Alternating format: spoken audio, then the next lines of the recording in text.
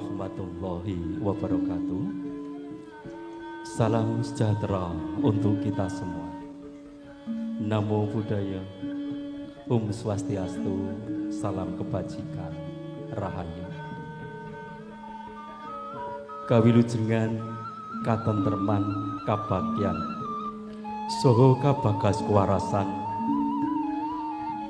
mugi tansah ngliputono ing jiwangga panjenengan lan kula waradin sagung keluarga rahayu widodo niskala.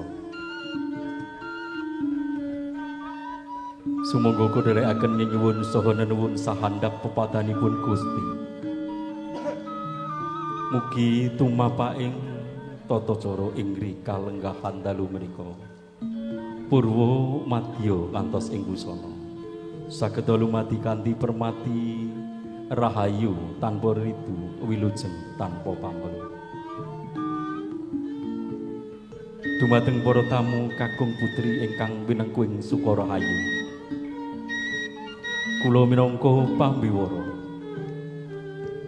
tata cara pagelaran ringgit purwa ing rikal kandalu menika kepareng badhe ngaturaken urut reroncening adicara nuninjing kang sepisan atur pambuka kalajengaken atur pambagya raharja wilujeng saha panuwun pamengkugati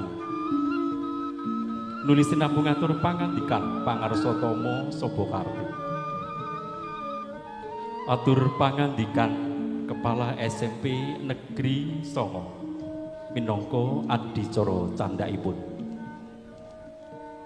Ndedonga kalajengaken pasrah panampi tokoh wayang. Nuli lumadining tata cara ingkang wigati rikala lenggahan mriku. Inggih menika lampahipun pagelaran ringgit purwa. Kalajengaken bibaran tawi panutup. Sangyaning para tamu kakung putri ingkang winunging Sukarahayu. Kula minangka pambiwara nyuwun pamuji pandonga kaliyan kadang-kadang kula saking pangrawit. Mugi anggenipun ngladosi nderekaken lelampahan purwa madya ngantos ing busana.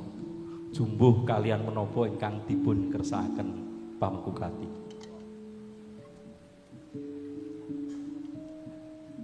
Para tamu kakung putri ingkang winunging Sukarahayu, sumangga tinarbuka wiwaraning gati ing rikala lenggan menika kabuka wanti waosan basmalah sarengan. Biridho ilah bisafati Rasulillah bi barakatil basmalah. Bismillahirrahmanirrahim. Mugi kanthi waosan basmalah menika daya kegiatan ingkang linangkung saking tumrapa kagem pamengkugati saha para-para ingkang kepareng hanjenengi saha hangestreni. Atur pambagya raharja